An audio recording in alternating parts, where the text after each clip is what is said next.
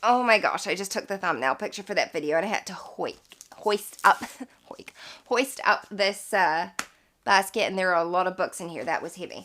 Hello and welcome to my channel. I am Christine, a homeschooling mama of 3, and in today's video I'm going to be sharing our 2022 group subjects.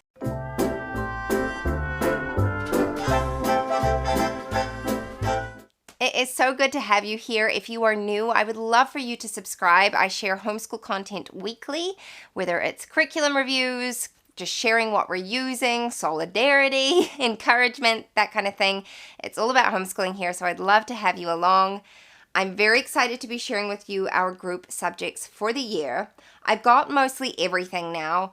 I think I'm waiting for a couple books to come in the mail, but I've got mostly everything, and I've got my planner here where I wrote down everything we're doing because some of the subjects aren't tangible. Like I don't have tangible resources, and so I don't want to forget them. I am using the Advance Homeschool Mom Planner. I love this. I used it all last year and then ordered a new one. What I did differently this year was I had my weekly planning pages bound separately. So this is like the core planner that I can refer to for lesson planning, but my weekly pages are separate, so it makes it a lot easier to maneuver. But I have written down in here my 2022 subjects. So this is kind of our morning basket and all of our group subjects all in one. I just keep it all in one basket. It's easy for me to refer to. I've got it sitting next to me in the dining room. All right, so where are we going to start? This is going to sound like a lot, but none of this is being done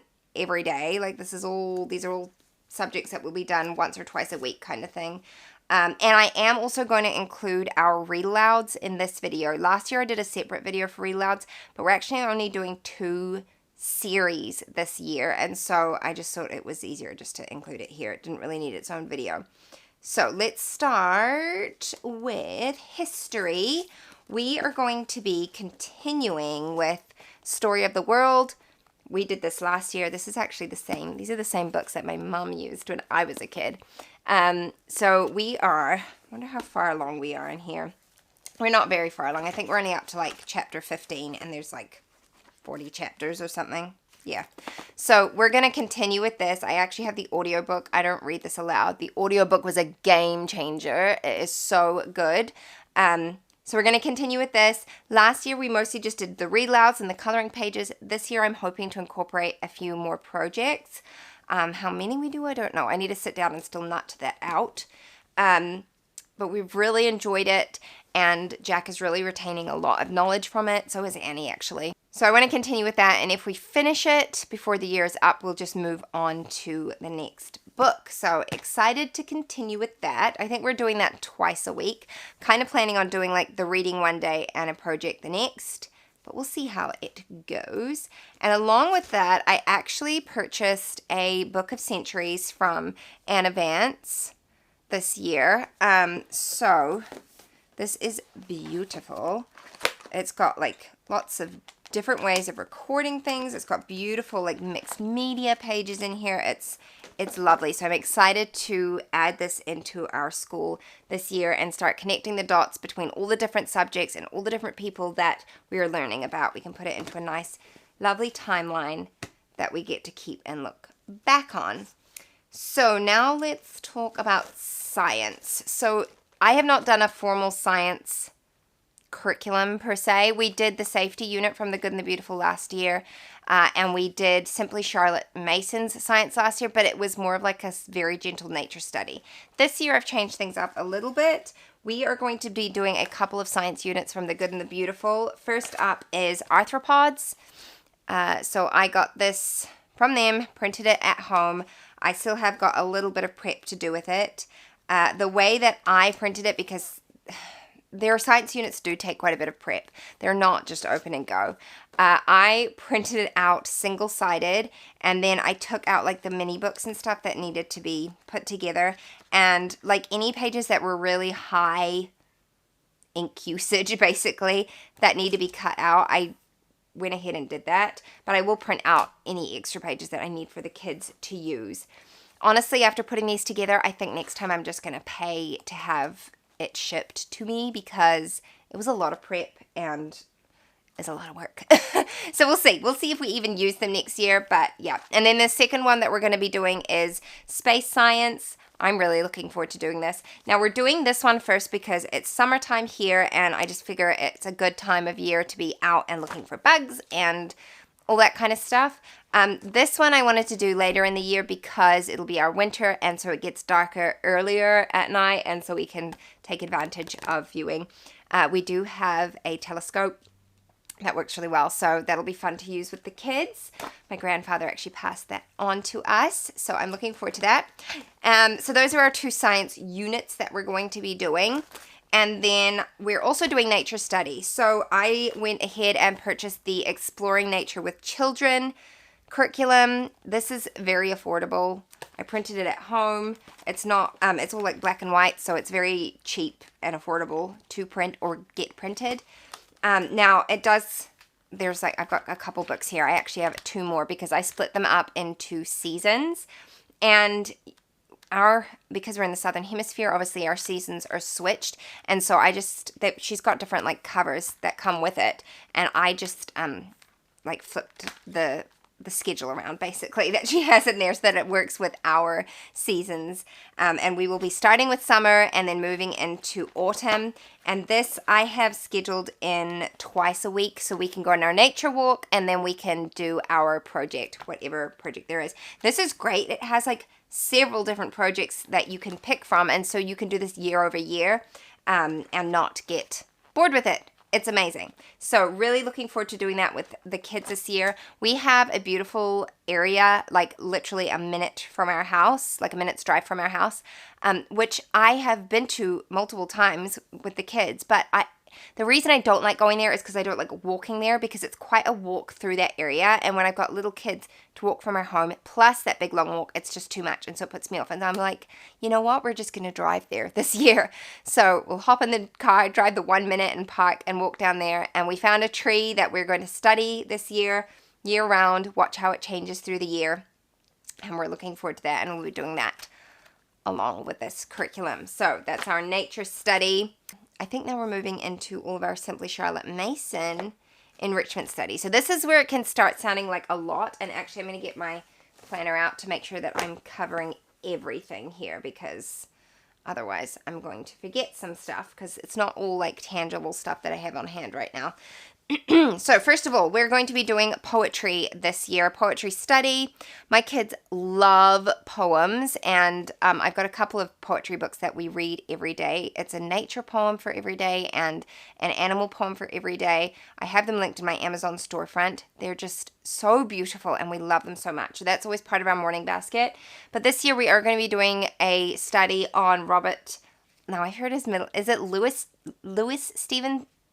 Or Louis Stevenson. I would say Louis, but maybe it's Louis. I don't know.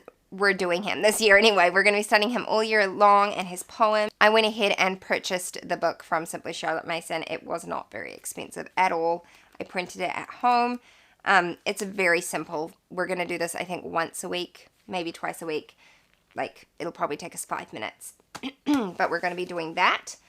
And then we are also going to be we're going back to doing Laying Down the Rails from Simply Charlotte Mason. We took a break from this last year because we were using another curriculum, but I'm ready for us to get back to it. I haven't picked our habits that we're going to be studying this year, but basically you pick a habit to study for 6 weeks at a time, which works really well because we do 6 6-week terms throughout the year.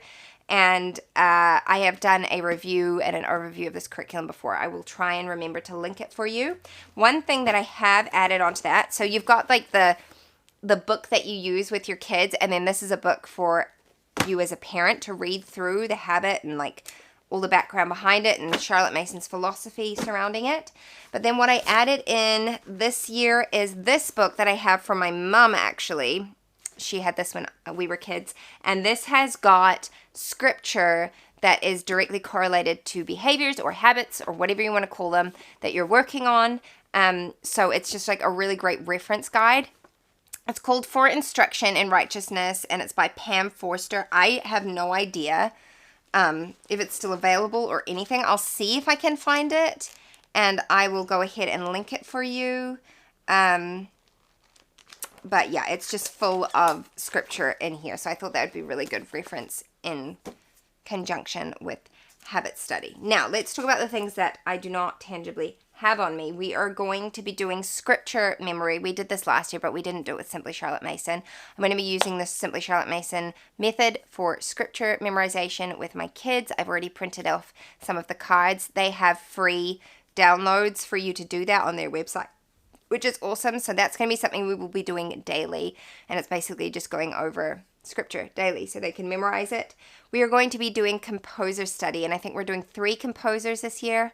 I think we're doing Bach, Chopin, and maybe Beethoven. I can't remember off the top of my head, but we're doing 3. I haven't purchased a curriculum for that. I'm just going to look up their biographies and maybe go into Teachers Pay Teachers for that because I saw some stuff on there, and I'm currently making a playlist of their songs. Ambleside Online has some really great resources for that, and also some free links to free books to use with your kids. So that is where I'm getting my resources for that. And then we're also going to be doing art appreciation, which again, I'm using Ambleside Online for that. I love Simply Charlotte Mason and I love their resources, but honestly, I couldn't justify like buying all of the things when a lot of it is available for free online. And like when you add shipping costs and printing costs, it just wasn't worth it for me. And so that's why we're using Ambleside.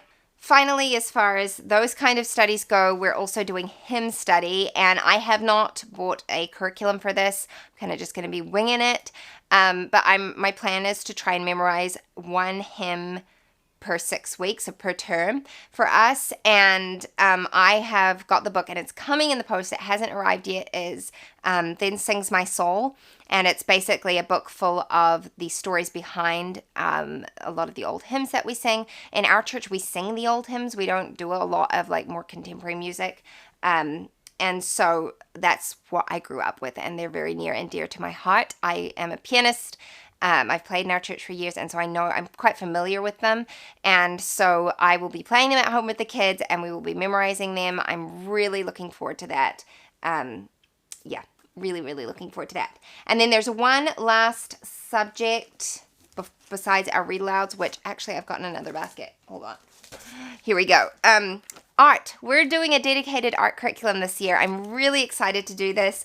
This was a recommendation by or from Abby from Rooted in Rest. She talks about them often, and that is Yellow Spot Sun. I was looking into a few different art curriculums, but this one really gelled with what we're doing in history this year. And so we're going to be doing their Architects of the Ancient World course.